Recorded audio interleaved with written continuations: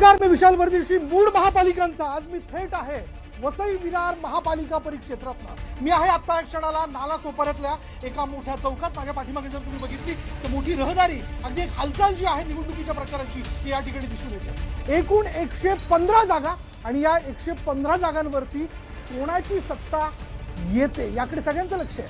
बघा, म्हणजे मुंबईमध्ये ठाकरेंची चर्चा आहे तर इथे ठाकूरांची चर्चा आहे. पण पुन्हा एकदा गेली 35 वर्ष ज्या बहुजन विकास आघाडीची सत्ता इथल्या महापालिकेत आहे अगदी स्थापनेपासून, त्यांना यंदा जनता संधी देणार का याकडे देखील सगळ्यांचं लक्ष आहे. चला जाणून घेऊयात मूळ महापालिकांचा थेट वसई विरार महापालिका परिक्षेत्रातनं.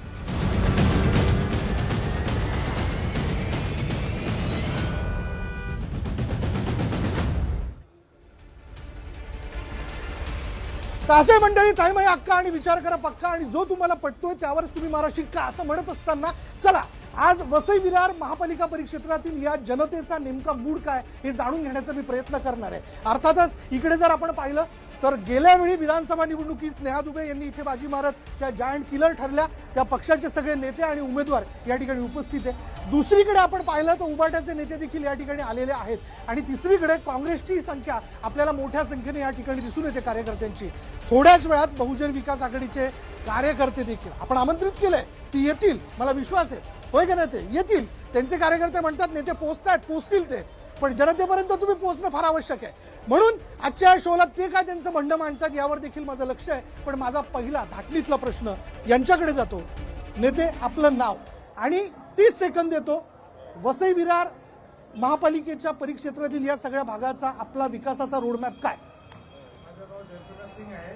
प्रभाग क्रमांक 16 याचा भाजपाचा उमेदवार आहे.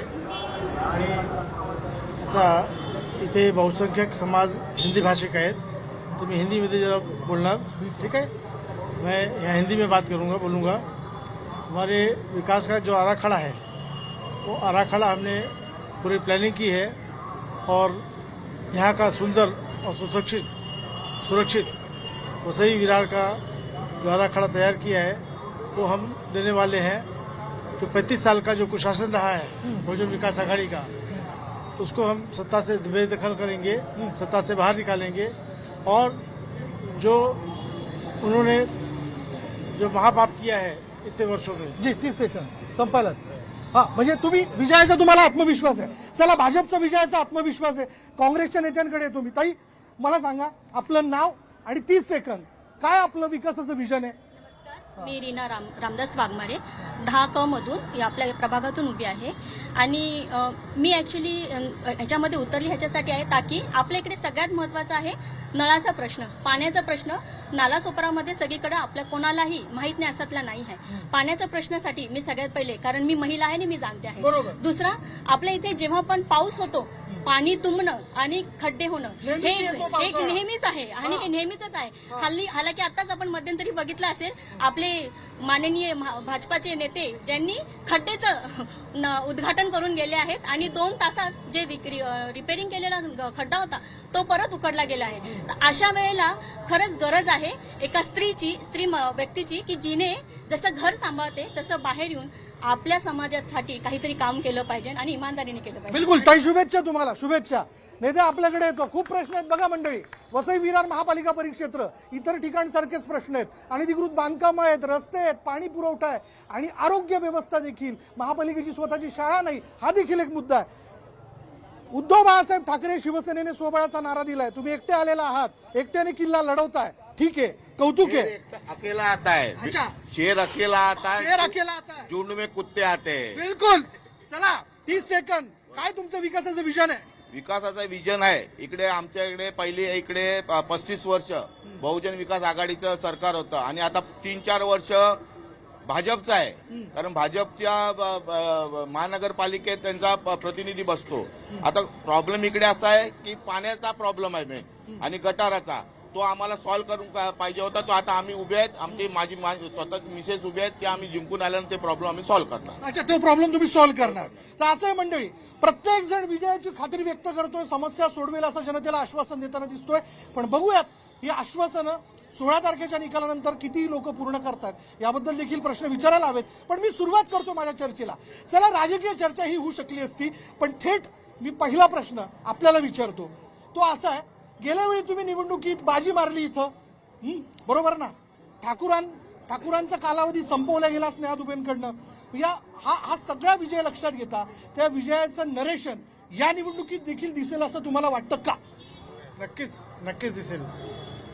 आणि कारण काय आहे की जे आम्ही लोकसभेत जो घडवलेला आहे आणि विधानसभेत आमची 3 सीट आली आणि त्यांचा पराभव केला नाही, तर नक्कीच आमची महानगरपालिका येईल आणि आमचा महापौर बसेल.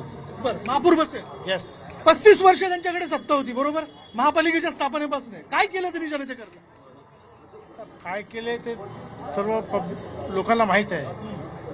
अच्छा, मी नेते तुमच्याकडे, तुम्ही सांगा क्या किया है? यहाँ तो बहुत कुछ हुआ है. आपने जैसे बोला ना, वहाँ ठाकरे की सरकार थी, यहाँ ठाकुर की सरकार है ना. ठाकरे की सरकार हमारी युति सरकार ने फेंका. अब यहाँ भी वही बदलाव आने वाला है. जनता देख लग रहा है, जनता ज्यादा सामने वाली पार्टी के उम्मीदवार दिख रहे हैं. अब अपने अभी से हार मान लिए हैं और यहाँ हमारे आशा ही नहीं, पूर्ण विश्वास है, इतना बहुमत मिल रहा है. यहाँ हमारी महायुति सरकार बना रही है. क्या आम्ही सरकार बनवणार. नेते थेट आलात तुम्ही, हरकत नाही. मी पहिला प्रश्न विचारला होता तो म्हणजे असा, 30 सेकंद देतो. तुमच्या पक्षाच्या वतीने पुन्हा एकदा तुम्हाला जर संधी मिळते, तुमचं विकासाचं विजन काय? मुळात विकासाचं विजन गेली 35 वर्ष जी लोक आम्हाला निवडून देत होती, हे समोर दिसतंय. 35 वर्षाचं राजकारण आणि या 15 महिन्याचं राजकारण. आजपर्यंत आमच्याकडे गरिबांना घर, उत्तम परिवहन सेवा, प्रत्येक घरात नळ आणि नळाला पाणी, ही आमची संकल्पना गेली 35 वर्ष होती आणि ती आम्ही लोकांपर्यंत पुरवलेली आहे. आणि म्हणून ठीक आहे, मागच्या विधानसभेत काही लोक भावनेच्या आहारी, काही लोक काही बटेंगे तो कटेंगे असे नारे देऊन निवडून आलेले आहेत. 35 वर्षात आमच्याकडे एकही गरीब माणूस रस्त्यावर आलेला नाही, त्याचं घर तुटलेलं नाही. 1.5 वर्षात ह्या लोकांना ते परिवर्तन हवं होतं, ते लोकांनी दिलं. 1.5 वर्षात आमचा गणपती कधीच खड्ड्यात आला नव्हता, आमची दिवाळी कधी खड्ड्यात गेली नव्हती. यांनी 1.5 वर्षात काय केलं याचा एक पुरावा, एक काम, कुठला लोकांच्या भल्याचं काम केलं हे दाखवावं. बरं, तुम्ही सांगा नेते, तुम्ही काय केलं? तुम्हाला 35 वर्ष सत्ता मिळाली ना, 5 कामं झट सांगा, मी बोटावर घेतो. 5 कामं सांगतो. उत्तम परिवहन सेवा हा सगळ्यात पहिला मुद्दा. सगळ्यात दुसरा आणि महत्वाचा मुद्दा, जो लोकांना पाणी लागतं ते पाणी प्रत्येकाच्या घरात पुरवलेलं आहे. उत्तम दर्जाचे रस्ते. चौथं जे आरोग्य सेवा, आमची पहिली महानगरपालिका ज्याच्यात फ्री ऑफ कॉस्ट लोकांना आरोग्य सेवा पुरवली जाते. 4 आणि 5वा आणि सगळ्यात महत्वाचा प्रश्न, सगळ्यांना कमी बजेटमध्ये घरं पुरवली गेलेली आहेत इकडे. बरं, 5 कामं त्यांनी सांगितली. हा नेते, 5 कामं पटतात तुम्हाला? येत होतो मी. मैं 5 पाँव को गिनाता हूँ. एक बच्चा पैदा होता है तो उसके लिए क्या चाहिए? हॉस्पिटल. एक भी हॉस्पिटल है यहाँ? बच्चा बड़ा होता है तो उसके लिए क्या चाहिए? गार्डन चाहिए. एक भी गार्डन है यहाँ? 35 सालों में बच्चा बड़ा होता है तो उसके लिए स्कूल चाहिए. एक भी स्कूल है यहाँ? स्कूल के आगे क्या चाहिए? उसके आगे हॉस्पिटल चाहिए. बच्चा हॉस्पिटल है यहाँ? अस्पताल है. ये सबसे बड़ा सच है कि जो पैदा हुआ है एक दिन मरेगा, उसके लिए अस्पताल है यहाँ? बढ़िया नहीं बना. 35 साल में क्या किया? पब्लिक को बदलाव चाहिए. बदलाव, एक कपड़ा पहन के आदमी उब जाता है तो 35 साल से कौन वही बदलाव? पब्लिक बदलाव बना चुका है. जैसे हम सब लोकसभा जीते, विधानसभा जीते, वैसे निकाल चुनाव जीत रहे हैं. जय श्री राम.